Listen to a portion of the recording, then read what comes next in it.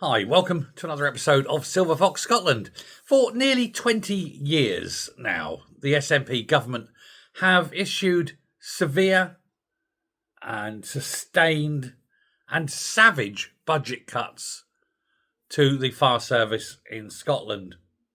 It has resulted in buildings not being fit for purpose, personnel being often under or even untrained, a lack of equipment, dated equipment, that sort of thing. Everything is just falling apart. Everything is meh.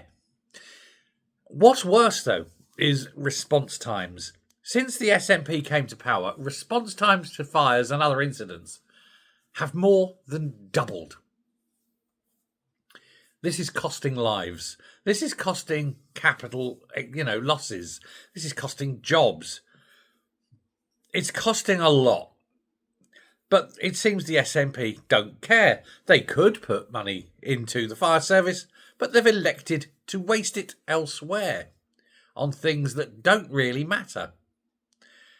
But when people start dying in fires, and it can be shown that 20 years of underinvestment is to blame, then perhaps there ought to be court cases, and senior MPs or MSPs need to be held accountable and go to jail for, if not murder, at least manslaughter for the deliberate destruction of the Scottish Fire Service, because they have been told on many times, and there's the memos existing to prove this, that the equipment is not up to purpose, that the manning levels are below the optimum level, and all sorts of problems, and they've done nothing. They've blatantly ignored it.